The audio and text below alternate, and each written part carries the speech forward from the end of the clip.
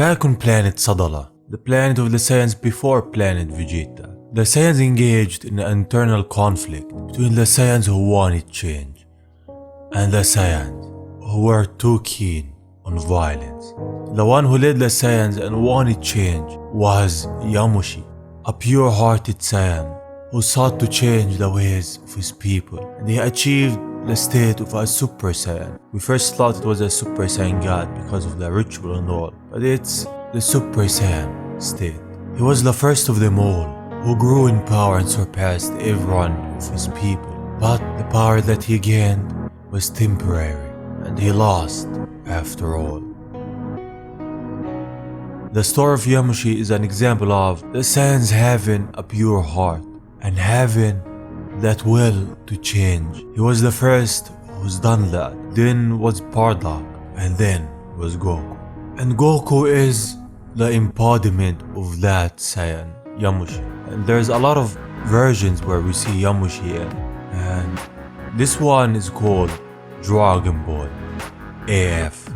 I covered this timeline before. It's a timeline where Goku met his brother Tapos, and Beerus looked like this. This timeline is actually a bit chaotic, but we're gonna dive into Bardock and Yamoshi. And here, Bardock lived and was stuck on a planet far away, where he fought one of Frieza's race and won. And since Bardock lived, everything changed. One small change in a timeline and the whole future will be different. He's strolling through the planet, being followed by creatures from all over. Bardock is toying with the creatures and destroying left and right. As he's fighting, his hand starts shaking. He doesn't know why. It's the first time it's done that. He thinks it's nothing for now, but there's a reason for that. The presence of someone on this planet, the presence of the first Saiyan, became a Super Saiyan. The presence of Yamoshi is doing all of this. The story of Bardock in this timeline is quite interesting. He's stranded on this planet, hunting and surviving by his own. He heard that a ship once crash landed on this planet, and he wants to go there to retrieve the ship and leave. Little does he know that that ship belongs to another Saiyan. And thus, as he set out on his travel, he thought that everything would work out. Little does he know, this story doesn't have a peaceful ending. From the distance, we see him, shredded. His eyes are yellow. It's Yamoshi. And this iteration of him is somewhat of what we've seen before. There's a lot of things about ancient Saiyans that we know. He looks like a menacing Saiyan, one who lived and saw a lot in this universe, and his power surely is immense. He's been waiting for Bardock. There's something that he wants with him. But I want to explore this story to show how Yamoshi looks,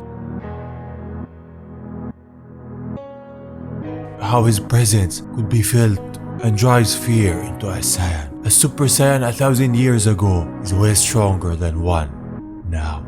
If we look at it now in the Dragon Ball Super manga, we got to see a lot more from Bardock, and the way he acted in the last chapter just showed us that there's something in the Saiyans that stayed from the time of Yamoshi. The pure-heartedness that they have is passed through them. It's just like what One for All is in My Hero Academia.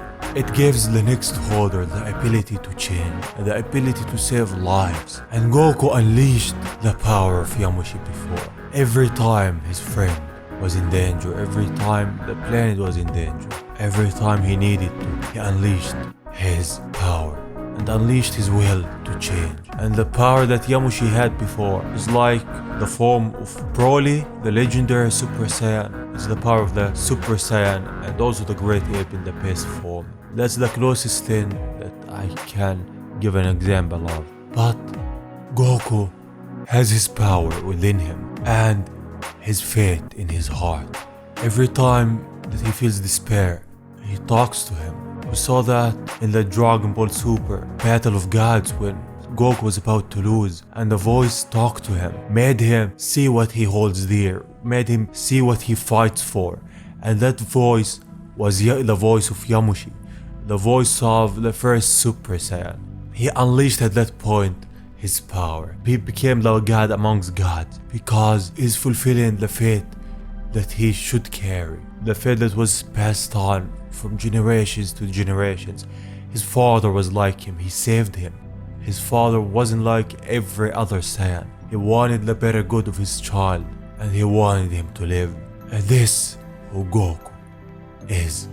There's also a different story called Dragon Ball Super Yamoshi. This story dives more into details about his life, how he changed, how he fought, how he sought to change the Saiyans for the better. And in his doings, he achieved the Super Saiyan transformation. But he lost his life pursuing his dream, and his destiny was always to give his life for the future. He is Goku per se.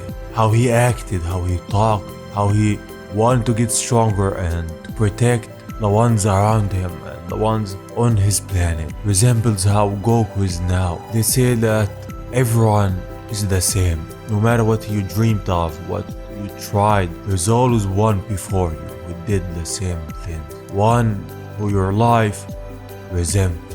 Goku is the embodiment of Yamoshi. He is that Saiyan that gave hope and shaped the future of them all. Without his doings, the Saiyans would have stayed on planet Sadala, would have destroyed themselves and remained a primal species. They would have never been united. They would have never been the same.